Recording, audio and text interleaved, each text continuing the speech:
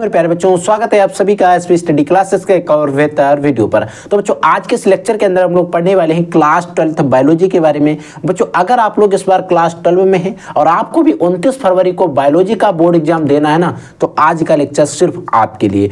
आपको ध्यान से समझना है, क्योंकि बहुत सारे बच्चों ने हमारे पास कमेंट किया था कि सर हमको आप ऑब्जेक्टिव क्वेश्चन पढ़ाइए, बहुविकल्पी प्रश्न पढ़ाइए। बच्चों, मैं कितनी बार आपसे कहूं कि मेरे बहुविकल्पी पढ़ाने का मकसद ये नहीं होता कि सिर्फ आपको बहुविकल्पी रटाए जाएं। मेरा मकसद ये होता है कि बहुविकल्पी जो भी क्वेश्चन रहते हैं, ऑब्जेक्टिव क्वेश्चन रहते हैं, वो आपको समझाए जाएं। हर एक क्वेश्चन जो भी हमारा आज हम बात करेंगे, लॉन्ग क्वेश्चन हो, फिर वो चाहे शॉर्ट आंसर टाइप क्वेश्चन हो, चाहे वेरी शॉर्ट आंसर हो, चाहे लॉन्ग क्वेश्चन हो, इन सभी में जो ऑब्जेक्टिव क्वेश्चन बनते हैं वो इन क्वेश्चन से ही निकल कर ही क्वेश्चन ऑब्जेक्टिव बनाए जाते हैं। तो अगर हम इन क्वेश्चन को समझाएं, इनके साथ साथ हम उन क्वेश्चन को भी बताते चलें कि इन क्वेश्चन से हमारे जो ऑब्जेक्टिव क्वेश्चन है वो कौन कौन से बन सकते हैं, तो कैसा रहेगा आप लोगों के लिए। तो मैं आपको क्या करूंगा, जो भी क्वेश्चन समझाऊंगा उसमें मैं आपको वो टॉपिक्स बता दूंगा कि इस पर ऑब्जेक्टिव क्वेश्चन कैसे बन सकता है। क्योंकि आपको अगर बायोलॉजी की संपूर्ण तैयारी करना है तो हर एक टॉपिक को अच्छे से समझना पड़ेगा, और वो मैं टॉपिक समझाने का पूरा प्रयास करूंगा। जिस तरीके से हिंदी में आपने अच्छे से मार्क्स लाए हैं, वो मैं आशा करता हूं आप बायोलॉजी में भी बहुत अच्छा करोगे। देखिए, एक बायोलॉजी में हमारा पहला क्वेश्चन देखिए ध्यान से, आप एक एक क्वेश्चन को अच्छे से समझिएगा। देखिए, एक क्वेश्चन आपसे बोर्ड एग्जाम में अति लघुत्री में या फिर लघुत्री जो फर्स्ट टाइप का लघुत्री होता है, क्योंकि लघुत्री बायोलॉजी में दो टाइप्स के आते हैं, एक लघुत्री आता है 2 नंबर वाला, एक लघुत्री आता है 3 नंबर वाला। तो अगर आपसे लॉन्ग क्वेश्चन यानी कि लघुत्री जो आते हैं 1-2 नंबर में पूछा जाता है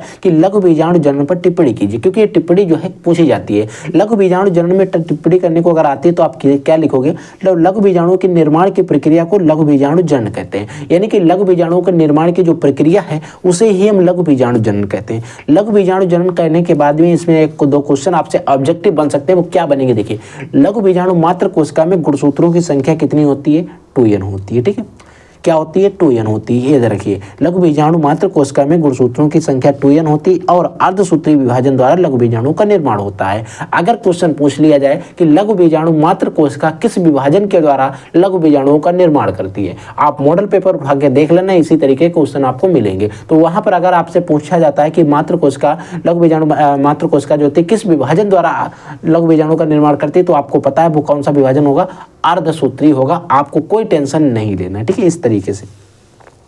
अगला क्वेश्चन है बच्चों, भ्रूण पोष पर टिप्पणी करना। देखिए, भ्रूण पोष क्या होता है कि त्रिगुणित संरचना होती है, ट्रिप्लॉइड स्ट्रक्चर होता है, 3n संरचना होती है। देखिए, इसमें होता क्या है, आपका जो द्विध्रुवीय केंद्रक होता है, द्विध्रुवीय केंद्रक और दूसरा नरिक। देखिए, जो हमारा परागकण होता है उसमें समसूत्री विभाजन होता है, जिससे क्या होता है, जो हमारे परागकण उसमें 2 प्रकार की कोशिकाएं होती है। एक नर जो हमारी जर्म सेल होती है, यानी कि नर जनन कोशिका होती है, जो हमारी जनन कोशिका होती है, और एक कायिक कोशिका होती है। कायिक कोशिका क्या करती है, पराग नलिका का निर्माण करती है। जो जनन कोशिका होती है वो नरयुग्मक बनाती है। जो जनन कोशिका होती है वो विभाजन करती है और 2 कोशिकाएं बनाती है।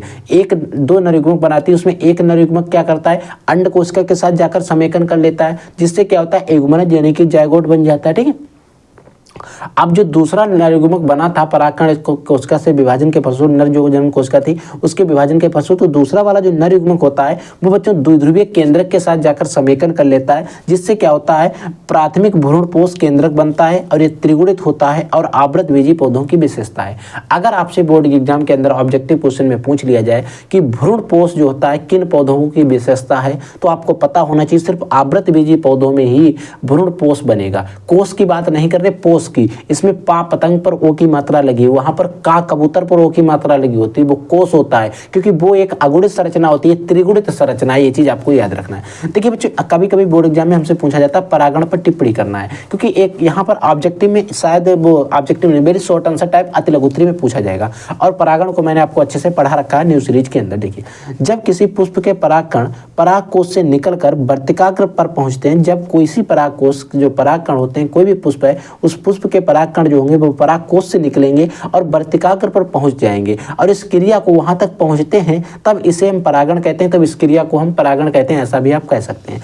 अब बच्चों आता है दोहरा निषेचन, डबल फर्टिलाइजेशन। डबल फर्टिलाइजेशन क्या होता है, देखिए, दोहरे निषेचन की अगर आपसे बोर्ड एग्जाम में क्वेश्चन पूछ लिया जाए कि खोज किसने की थी और किस पर की थी, तो दोहरे निषेचन की खोज नवासिन ने की थी। अगर पूछ लिया जाए कि दोहरे निषेचन की खोज किस पर की गई थी, किस पर की गई थी?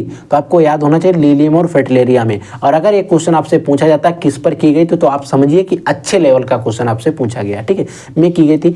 आवृत बीजी पौधों में दोहरा निषेचन पाया जाता है। ये भी आपको एक क्वेश्चन बन सकता है कि दोहरा निषेचन किस प्रकार के पौधों में पाया जाता है। तो याद होना चाहिए आपको, दोहरा निषेचन जो होता है सिर्फ और सिर्फ आवृत बीजी जो प्लांट्स होते हैं उनमें ही पाया जाता है। इन पौधों में दो नरयुग्मक बनते हैं जो भ्रूणपोष में उपस्थित अंडकोशिका और द्विध्रुवीय केंद्रक से समेकन करते हैं, जो कि मैं आपको पहले बता चुका हूं, ठीक है। ये दोनों क्वेश्चन हो गए। अगला क्वेश्चन बच्चों हमारा है जिसको हम डिस्कस करेंगे, वो हमारा है पक्षियों में लिंग निर्धारण को लेकर, कि पक्षियों में हम लिंग निर्धारण कैसे करते हैं। देखिए पक्षियों में जो लिंग निर्धारण होता है बच्चों, वो ZZ और ZW प्रकार का होता है। कैसा होता है? ZZ होता है और ZW प्रकार का लिंग निर्धारण होता है। हम लोगों के अंदर अभी हम अगर मनुष्य की बात करें तो मनुष्य में जो लिंग निर्धारण होता है वो XX और XY गुणसूत्र के द्वारा था। अभी हम मनुष्य में भी समझाएंगे और पक्षियों में भी समझा रहे हैं। देखिए इसमें क्या होता है, लिंग निर्धारण ZZ और ZW प्रकार का होता है, ठीक है। तो पक्षियों में जो लिंग निर्धारण होता है वो ZZ और ZW प्रकार का होता है, ठीक है।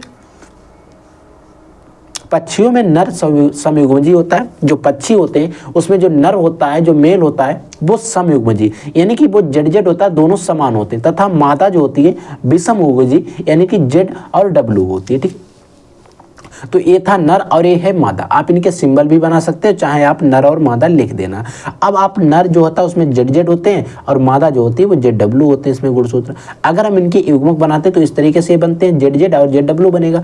जब आप इसमें क्रॉस कराओगे, इसमें संकरण कराओगे, जो आपने मेंडल ने पढ़ाया था हमको, ठीक है, तब जब इसमें आप क्रॉस कराओगे तो इस वाले जो Z है वो इस वाले Z के साथ मिलेगा तो क्या होगा, ZZ बनेगा। ए वाला Z इस W के साथ मिलेगा तो ZW बन जाएगा। अब क्या होगा, ए वाला Z इस Z के साथ मिलेगा तो ZZ बन जाएगा। अब ए वाला Z जो है इस वाले W के साथ मिलेगा तो ZW बन जाएगा, ठीक है। तो होता क्या, देखिए यहाँ पर 2 बार ZZ बन रहा है और 2 बार ZW बन रहा है। अगर हम बात करें ZZ क्या है, हमारे नर है, ZW क्या है, मादा है, यानी कि 2 बार नर बन रहा है, 2 बार मादा बन रही है, ठीक है। यानी कि 50% नर है और 50% मादा है। और क्या होता है कि 50-50 ही चांस होते हैं कि आपका नर हो सकता है या फिर मादा हो सकती है। और अगर आपसे बोर्ड एग्जाम में पक्षियों में लिंग निर्धारण पूछा जाता है तो इससे ज़्यादा आपको नहीं लिखना है, सिर्फ इतना ही लिखना है ताकि आपको बोर्ड एग्जाम में कोई भी दिक्कत ना हो, ठीक है। अगला क्वेश्चन हमारा जो है बच्चों, उसमें बात करेंगे मनुष्य में लिंग निर्धारण कैसे करते हैं, ठीक।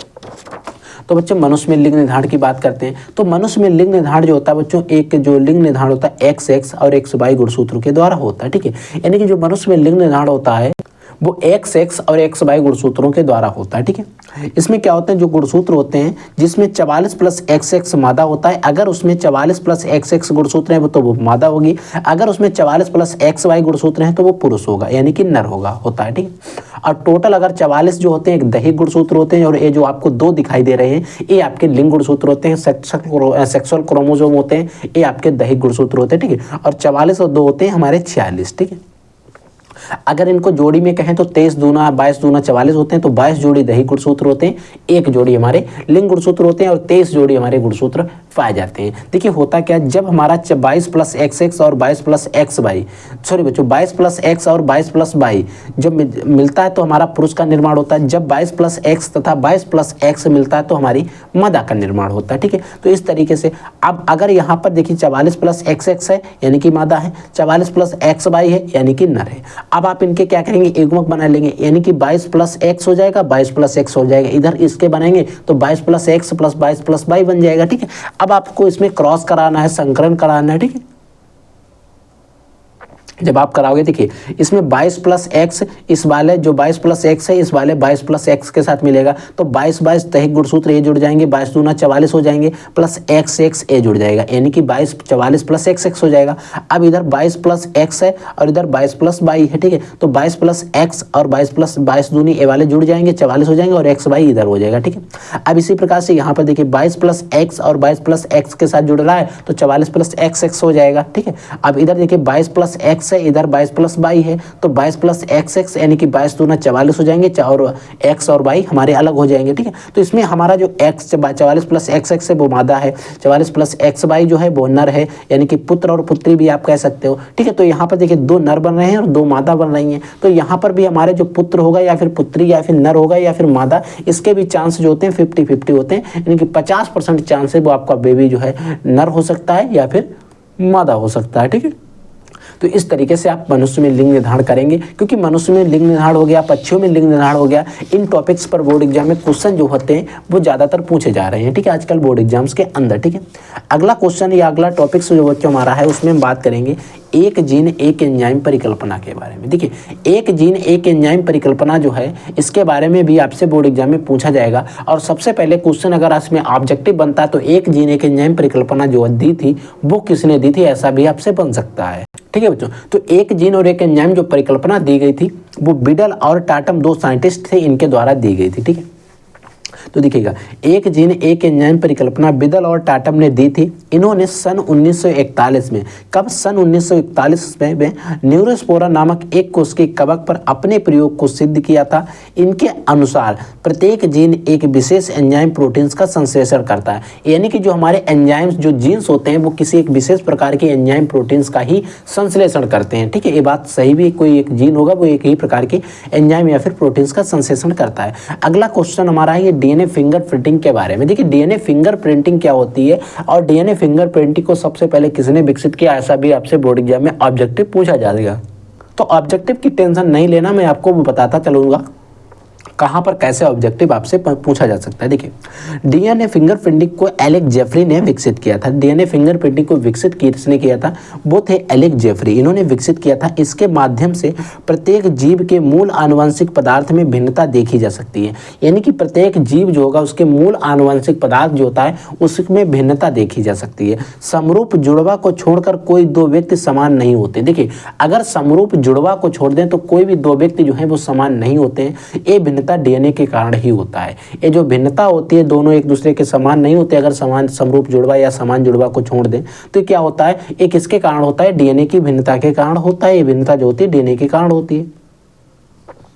इस तकनीक का उपयोग विभिन्न स्थानों पर किया जाता है। जो तकनीक है डीएनए फिंगरप्रिंटिंग का, इसका जो उपयोग किया जाता है वो विभिन्न स्थानों पर किया जाता है। जैसे बच्चों किसी भी चोरी में भी किया जाता है, किसी की हत्या हो जाती है वहाँ पर मर्डर में भी होता है, किसी की लड़ाई झगड़ा आदि में भी इसका प्रयोग किया जाता है। तो डीएनए फिंगरप्रिंटिंग जो है इसका उपयोग भी हमारे यहाँ पर बहुत ज़्यादा होता है, ठीक है।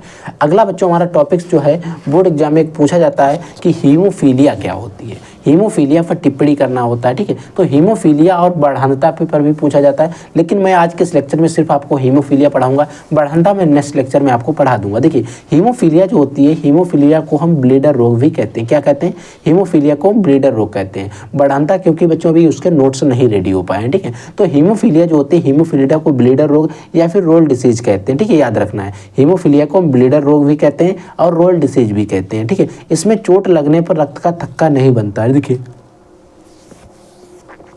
जो हीमोफीलिया से जिस व्यक्ति जो ग्रसित होगा उसमें अगर उसको चोट लगती है तो उसमें क्या होगा, उसका थक्का नहीं बनेगा, उसमें रक्त का जो है ब्लड क्लॉटिंग नहीं होती है, रक्त का थक्का नहीं बनता है और ब्लीडिंग होती रहती है, यानी कि रक्त बहता रहता है, ठीक है। अब ब्लीडिंग होती रहती है जिसके कारण कोई जो व्यक्ति होगा उसकी मृत्यु हो जाती है। यह एक एक्स लिंग संलग्न अप्रभावी रोग है। देखिए, यहाँ पर ऑब्जेक्टिव बन सकता है कि जो हीमोफीलिया होती है वो एक्स लिंग संलग्न अप्रभावी रोग है या नहीं है, तो है, ठीक है। अब एक्स लिंग संलग्न अप्रभावी रोग है। अब वहाँ पर आपको कई सारे ऑप्शन मिलेंगे, तो एक ऑप्शन ए भी आपको मिल जाएगा। और नोट पॉइंट में आपको ये चीज़ें याद रखना है, एक्स हीमोफीलिया अगर किसी भी व्यक्ति में है तो अगर एक्स गुणसूत्र एक्स लिंग अप्रभावी रोग है तो यानी कि एक जो है एक्स गुणसूत्र पर ही होगी। तो हमारी अगर कोई स्त्री है उसके एक एक्स पर गुणसूत्र पर है हीमोफीलिया, तो इसका मतलब वो बच्चों जो भी स्त्री होगी वो हीमोफीलिया की वाहक होगी। अगर वो एक्स गुणसूत्रों के दोनों गुणसूत्रों पर हीमोफीलिया का सिंबल है, हीमोफीलिया है, तो वो हीमोफीलिया से ग्रसित होगी। अगर बच्चों कोई पुरुष है उसमें अगर एक पर भी है, क्योंकि पुरुष में एक ही एक्स गुणसूत्र होता है, तो वो पुरुष सीधा सीधा वाहक नहीं होता है, सीधे सीधे वो ग्रसित होता है, ठीक है, और या फिर वो सामान्य होगा, ठीक है। तो इस तरीके से हीमोफीलिया के बारे में आपको याद रखना है, क्योंकि हीमोफीलिया पर भी आपसे बोर्ड एग्जाम में क्वेश्चन पूछे जाएंगे, ठीक है। अगला टॉपिक देखिए बच्चों, देखिए बच्चों अगला हमारा जो टॉपिक है उसमें आपको डेंगू के बारे में पूछा जाता है। और डेंगू को रीढ़ की हड्डी का बुखार भी हम कहते हैं, क्योंकि डेंगू के बारे में आपसे बोर्ड एग्जाम में जब भी पूछा जाएगा तो 4 से 5 नंबर में पूछा जाएगा, या फिर कम से कम 3 नंबर में तो पूछा ही जाएगा, ठीक है। एक किसके द्वारा होता है, इसका संक्रमण कैसे फैलता है, इसका हम परीक्षण कैसे करते हैं, इसका रोकथाम और इसके उपचार क्या है, पूरा कुछ डेंगू के बारे में हम लोग पढ़ने वाले हैं। ठीक है, यह रोग जो होता है डेंगू वायरस या आरएनए विषाणु द्वारा होता है। यानी कि जो डेंगू होता है वो एक डेंगू वायरस होता है या फिर आरएनए विषाणु जो होता है उसके द्वारा होता है। ठीक है, अगर इसके संक्रमण की बात की जाए, इसका संक्रमण कैसे फैलता है, ठीक है, इस रोग का संक्रमण जो होता है मादा एडिस एजिप्टाई मच्छर के काटने से फैलता है। यानी कि जो डेंगू का संक्रमण होता है डेंगू वायरस के द्वारा, ये क्या होता है, मादा एडिस एजिप्टाई जो मच्छर होता है उस मच्छर के काटने से फैलता है। और आपको मैं बता दूं कि कभी भी नर मच्छर किसी को नहीं काटते, आपको जो काट कर चले जाते हैं, जिनको आप मारने के प्रयास करते हो, ठीक है, तो वो जो भी मच्छर होते हैं वो मादा मच्छर ही होते हैं। ये चीज आपको याद रखना है। इस वायरस से संक्रमित बच्चों पर रोग का प्रभाव जो होता है अपेक्षाकृत कम होता है। देखिए, अगर इस वायरस से, डेंगू वायरस से अगर कोई भी व्यक्ति जो है वो बच्चा है, अगर वो उससे संक्रमित है तो उस पर जो इसका प्रभाव होगा बहुत कम होगा। नॉर्मली उन्हें हल्का बुखार होगा, थकान, जुकाम आदि लक्षण हो सकते हैं। ठीक है, यानी कि जो भी बच्चा है। लेकिन बड़े व्यक्तियों में इसका प्रभाव अधिक होता है। जो बड़े व्यक्ति होते हैं, ठीक है, उनमें जो इसका प्रभाव जो होता है अधिक होता है और उन्हें तेज बुखार, तीव्र सिर दर्द और पेशियों और संधियों में दर्द होता है। तीव्र सिर दर्द होगा, पेशियों और संधियों में दर्द होता है, कभी कभी रक्तस्राव देखने को भी मिलता है। ठीक है, अगर बच्चों इसके हम परीक्षण की बात करें, इसके लिए हम परीक्षण कौन सा करते हैं, तो इसके टेस्टिंग के लिए इसका परीक्षण जो करते हैं वो एलिका टेस्ट होता है। और अगर एलिका टेस्ट के अलावा इसका पीसीआर होता है। पीसीआर का फुल फॉर्म होता है P for polymerase, for chain, R for reaction. यहाँ पर हिंदी में लिखा है, आप चाहे इंग्लिश में लिख सकते हैं। पॉलीमरेज चैन रिएक्शन का उपयोग होता है, क्योंकि हिंदी और इंग्लिश इसकी यहाँ पर सेम ही है। ठीक है, पॉलीमरेज चैन रिएक्शन। ठीक है, अगर बच्चों इसके रोकथाम की बात की जाए तो रोकथाम जो है इसके मच्छरों को नष्ट करें और इनके प्रजनन की जगह को भी नष्ट करें। यानी कि जो मच्छर जो है, क्योंकि मच्छर के काटने से फैलता है, तो सबसे पहले तो बात यह है कि आपको मच्छर को ही नष्ट करना है। मच्छर को आप जब ही नष्ट कर पाओगे जब आप उनके प्रजनन का स्थान नष्ट करोगे, क्योंकि उनकी जो प्रजनन की जगह होगी अगर वो बनी रहेगी तो वो मच्छर कभी भी खत्म नहीं हो पाएंगे। ठीक है, तो अगर बच्चों और अगर 1 से 2 पॉइंट की बात करें तो अपने आसपास साफ सफाई रखें और तालाबों और गड्ढों को भी सफाई रखें। ठीक है, यानी कि आपके आसपास जो भी तालाब या गड्ढे हैं उनकी सभी की सफाई रखें। ठीक है, अगर हम इसके उपचार की बात करें, उपयोग नहीं बच्चों, उपचार होता है। ठीक है, अगर इसके उपचार की बात करें तो इसके उपचार के लिए पैरासीटामोल का उपयोग किया जाता है, क्योंकि यहाँ पर आपको पढ़ने के लिए दिया गया है। ठीक है, और ऐसा नहीं पैरासीटामोल से आप डेंगू सही कर लें। ठीक है, आप डॉक्टर बनने का प्रयास मत करना। ठीक है, तो इसीलिए यहाँ पर आपको डेंगू के बारे में इतना कुछ याद रखना पड़ेगा। इसका संक्रमण कैसे होता है, इसका रोकथाम कैसे कर सकते हैं। ठीक है, और इसमें जो होता है डेंगू किसके द्वारा होता है, डेंगू वायरस के द्वारा होता है। इसका जो संक्रमण होता है मादा एडिस एजिप्टाई मच्छर के काटने से फैलता है। ठीक है, तो डेंगू के बारे में आपको सारा कुछ मैंने आपको बता दिया। अगला टॉपिक जो है बच्चों उसमें हम बात करेंगे, अगला जो क्वेश्चन उसमें आपसे पूछा जा रहा है बच्चों, सेप्टिक टैंक क्या होता है। देखिए, सेप्टिक टैंक का उपयोग क्या होता है, सेप्टिक टैंक क्या होता है, ऐसा आपसे बोर्ड एग्जाम में पूछा जाएगा। ठीक है, तो जिन कस्बों में सीवेज विसर्जन की व्यवस्था नहीं होती, देखिए जो कस्बे ऐसे होते हैं जहां पर सीवेज विसर्जन की व्यवस्था नहीं होती है, ठीक है, वहां पर सीवेज के प्राथमिक उपचार के लिए सेप्टिक टैंक बनते हैं। देखिए, वहां पर क्या करते हैं, जो सीवेज का प्राथमिक उपचार अगर करना है तो उसके लिए हम सेप्टिक टैंक बनाते हैं और इसमें घरों से निकलने वाले कार्बनिक पदार्थों का निम्नीकरण किया जाता है, उनको तोड़ा जाता है। ठीक है, ऐसा आपको सेप्टिक टैंक के बारे में पता होना चाहिए, क्योंकि बोर्ड एग्जाम में सेप्टिक टैंक के ऊपर हो गया, बायोगैस के ऊपर हो गया, क्वेश्चन पूछे जाते हैं। हम अभी आपको बायोगैस भी पढ़ाएंगे।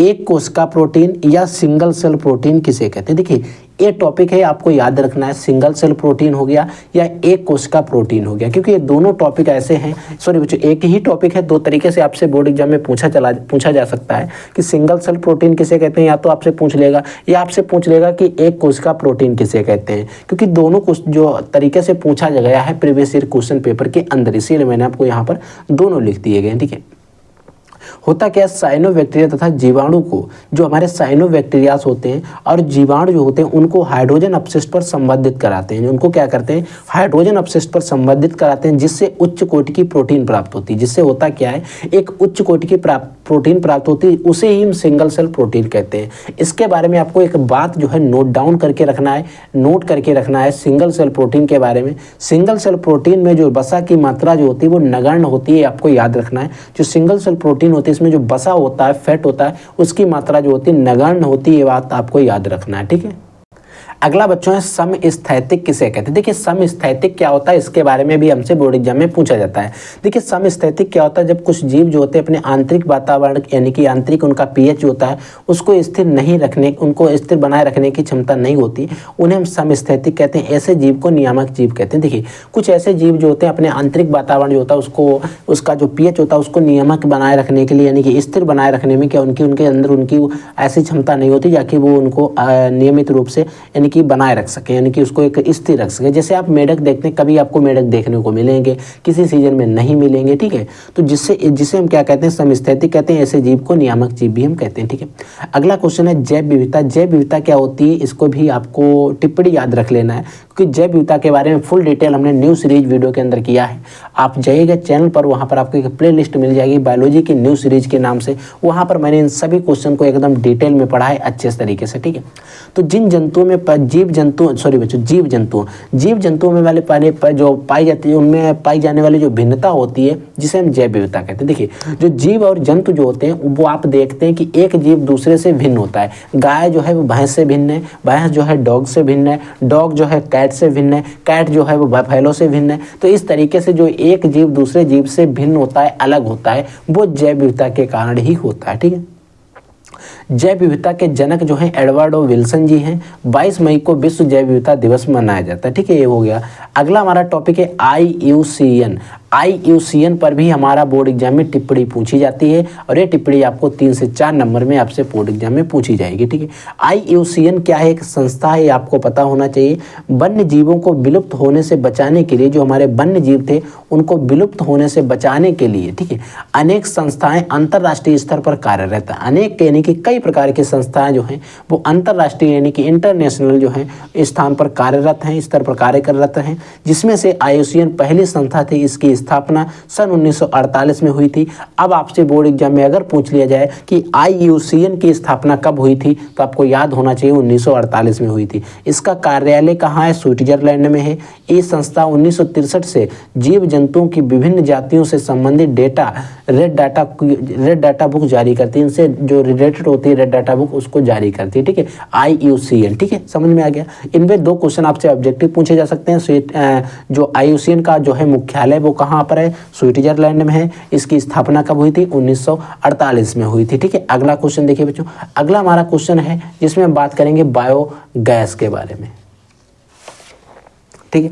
तो बच्चों बायोगैस जो होता है या फिर गोबर गैस होता है, इस पर भी बोर्ड एग्जाम में क्वेश्चन हमसे पूछे जाते हैं, ठीक है। बायोगैस क्या होता है, बायोगैस जो होती है बच्चों कई प्रकार की गैसों का एक मिश्रण होता है, जिसमें सबसे अधिक मात्रा में मेथेन, इसका सूत्र होता है CH4 होती है। यानी कि जो बायोगैस होता है, अगर आपसे बोर्ड एग्जाम में पूछ लिया जाए इसमें सबसे अधिक मात्रा में कौन सी गैस होती है, तो आपको पता होना चाहिए कि बायोगैस में सबसे अधिक मात्रा में जो गैस होती है वो हमारी मेथेन होती है। इसीलिए इन जीवाणुओं को मेथेनोजन कहते हैं। इसमें जो जीवाणु होते हैं इनमें मेथेनोजन कहते हैं। ये जीवाणु वातावरण के गंदे कीचड़ में गाढ़े कीचड़ में मिलते हैं। ये जो आपको मेथेनोजन है या जो जीवाणु है ये कहाँ पर मिलते हैं, गाढ़े कीचड़ में मिलते हैं। इनका उपयोग बहित मल उपचार में किया जाता है। इनका जो उपयोग है वो बहित मल उपचार में किया जाता है। ये जीवाणु गोबर और पशुओं के रुमेन में भी मिलते हैं। ये जो जीवाणु है जो गोबर ये हो गया या फिर पशुओं का रुमेन में भी ये देखने को मिलते हैं। ये सेलुलोज पर क्रिया करके उसे तोड़ देते हैं।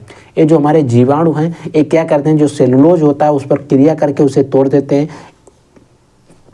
इसमें उत्पादन जो होता है ज्वलनशील गैसों को बायोगैस कहते हैं। इसमें उत्पादन जो ज्वलनशील गैस होते हैं उन ज्वलनशील गैसों को हम बायोगैस कहते हैं, जिसमें 50 से 60% गैस मेथेन पाई जाती है। हमें ये चीज़ तो पता है कि मेथेन की जो मात्रा है वो सबसे ज़्यादा होती है, लेकिन सबसे ज़्यादा होती है तो कितनी होती है, यानी कि लगभग आधे से ज़्यादा होती है मेथेन, ठीक है, यानी कि 50 से 60% होती है। यहाँ पर आपसे ऑब्जेक्टिव क्वेश्चन पूछा जा सकता है। यहाँ पर देखिए बायोगैस जो है किन बैक्टीरियाओं द्वारा उत्पन्न की जाती है। जो बैक्टीरिया है हमने इनको मेथेनोजन कह तो दिया, किस लिए कह दिया, क्योंकि मेथेन की मात्रा अधिक होती है। लेकिन वो बैक्टीरिया कौन से थे, यानी कि वो जीवाणु कौन से थे, तो वो आपके बैक्टीरिया होते हैं बच्चों आर्की बैक्टीरिया, ठीक है। अगला क्वेश्चन है किसकी खोज के फलस्वरूप एंटीबायोटिक्स का जो विकास है वो संभव हो चुका, तो अलेक्जेंडर फ्लेमिंग। ये भी आपको याद रखना, ठीक है बच्चों। अगला टॉपिक देखिए बोर्ड एग्जाम में हमसे क्वेश्चन पूछा जाता है फ्लेवर स्लेवर टमाटर, एक टॉपिक है, ये भी हमसे बोर्ड एग्जाम में पूछा जाता है कि फ्लेवर स्लेवर टमाटर क्या होता है। देखिए फ्लेवर स्लेवर टमाटर क्या होता है कि बीटी टमाटर होता है, ऐसा भी आप कह सकते हैं, यानी कि बैसिलस थ्यूरिंजिया, यानी कि एक मॉडिफाइड टमाटर होता है, ऐसा आप कह सकते हैं। ठीक है,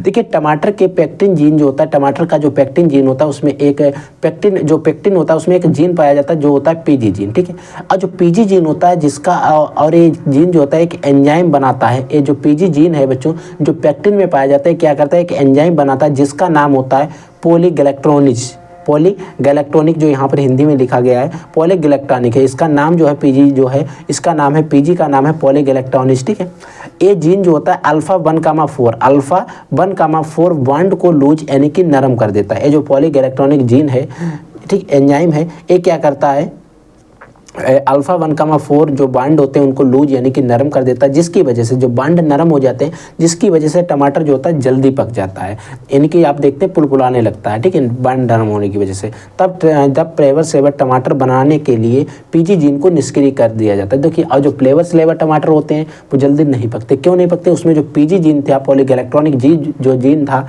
उस जीन को क्या कर दिया, वो एक एंजाइम बना रहा था, उसको क्या कर दिया, पीजी जीन को क्या कर दिया जाता है, निष्क्रिय कर दिया जाता है, ताकि वो कोई भी किसी भी प्रकार का एंजाइम ना बना सके। ठीक है बच्चों, अगला हमारा टॉपिक है जीन थेरेपी, जीन चिकित्सा या जीन सर्जरी। क्योंकि जीन थेरेपी हो गया, जीन चिकित्सा हो गया और या फिर जीन सर्जरी हो गया, तीनों एक ही बात है और बोर्ड एग्जाम में पूछी भी जाती है। ठीक है, आनुवंशिक रोग की चिकित्सा के लिए रोगी की कोशिकाओं एवं ऊतकों में उस रोग को सामान्य क्रियाशील जीन को उस रोग के होगा बच्चों, यहाँ पर उस रोग के सामान्य क्रियाशील जीन को प्रविष्ट कराने या फिर त्रुटिपूर्ण जीन में आवश्यकता अनुसार सुधार या परिवर्तन कराने को जीन थेरेपी कहते हैं।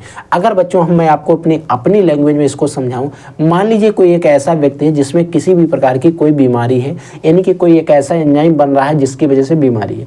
अगर हम क्या करें, उसमें जीन सर्जरी करा दें तो उसका एक जीन जो बन रहा है उस जीन को निकलवा दें और उसमें कोई एक अपनी इच्छा के अनुसार, आवश्यकता अनुसार एक जो जीन है उसको दड़वा दें और जो हमारा त्रुटिपूर्ण जीन है उसको निकलवा दें, तो इस प्रकार के जीन का जो हेरा फेरी इधर से उधर हम कर रहे हैं, तो इसे हम जीन सर्जरी, जीन चिकित्सा या फिर जीन थेरेपी हम कहते हैं। ठीक है, अगला टॉपिक हमारा है समरूपण किसे कहते हैं। समरूपण कैसे कहते हैं, तो वे प्राणी या वे जीव जो अपने आंतरिक पर्यावरण को स्थिर नहीं रख पाते उन्हें हम समरूपण कहते हैं। ठीक है, एक बार हम इसको देख भी चुके। ठीक है, अगला टॉपिक देखिए बच्चों, अगला बच्चों हमारा टॉपिक है टाइगर प्रोजेक्ट। टाइगर प्रोजेक्ट क्या होता है, क्योंकि टाइगर प्रोजेक्ट हो गया, एलिफेंट प्रोजेक्ट हो गया, इन पर बोर्ड एग्जाम में क्वेश्चन पूछे जाते हैं। और होता क्या, क्यों पूछे जाते हैं, क्योंकि इन पर जो जोर है वो भी ज़्यादा से ज़्यादा दिया जा रहा है। देखिए टाइगर प्रोजेक्ट क्या होता है, जो आपका टाइगर प्रोजेक्ट है या फिर इसे बाघ प्रोजेक्ट भी हम कह सकते हैं, बाघ प्रोजेक्ट। ठीक है, इसमें 1973 में बाघों के लिए एक्ट तैयार किया गया। इसमें क्या किया गया, बाघ प्रोजेक्ट के अंदर, टाइगर प्रोजेक्ट के अंदर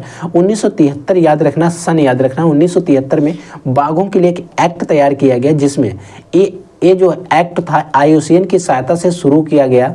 जो एक्ट तैयार किया गया वो किसकी सहायता से शुरू किया गया, IUCN की सहायता से शुरू किया गया, क्योंकि बाघों की संख्या घटती जा रही थी। यानी कि जो हमारे यहाँ पर क्या हुआ कि बाघों की जो संख्या थी वो क्या हो रही, घटती जा रही थी। ठीक है, घटती जा रही थी। आज के समय में बाघों के लिए 53 बाघ आरक्षित क्षेत्र हैं। आज के समय में जो बाघों के लिए आरक्षित क्षेत्र है वो 53 है। ठीक है, अब यहाँ पर डाटा कम हो सकता है क्योंकि जो बुक में लिखा है बुक पुरानी है। ठीक है, मेरे पास, ठीक है, जो मैंने पढ़ा था, अब इसमें चेंज भी हो सकता है, नो प्रॉब्लम, आप इतना भी लिख दोगे आपको नंबर मिलेंगे। ठीक है, इसमें अगर हम 1 से 2 अगर बाघ आरक्षित क्षेत्र की अगर बात करें तो इसमें कान्हा बाघ आरक्षित क्षेत्र होता है।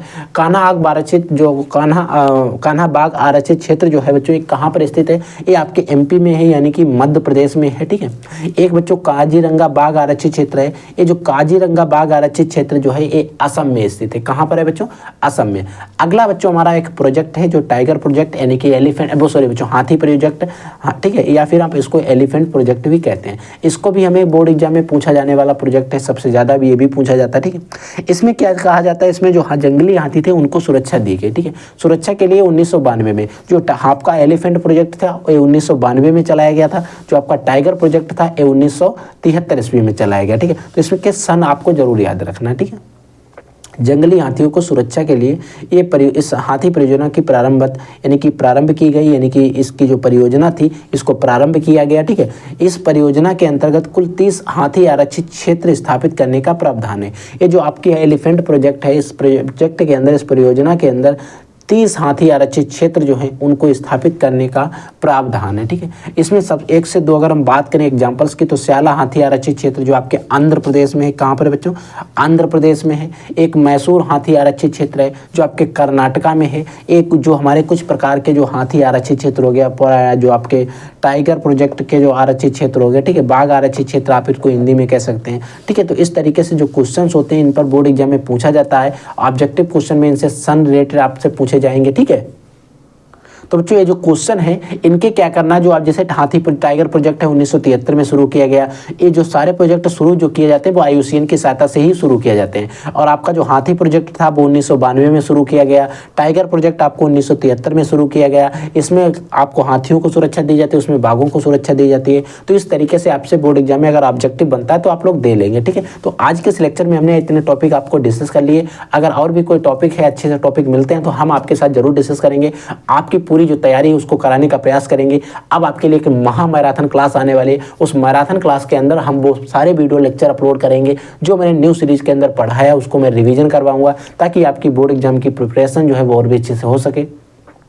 अगर आपके मन में कोई डाउट है, कोई भी क्वेश्चन रहता है तो वीडियो के कमेंट सेक्शन में कमेंट करके हमसे क्वेश्चन पूछिएगा। हम उसका सोल्यूशन वीडियो या फिर जवाब है वहीं पर आपको प्रोवाइड करा देंगे ताकि आपके बोर्ड एग्जाम में कोई भी प्रॉब्लम ना हो। ठीक है बच्चों, तो आप लोग पढ़ते रहिए, आगे बढ़ते रहिए। I will take in next class. तब तक के लिए जय हिंद, वंदे मातरम।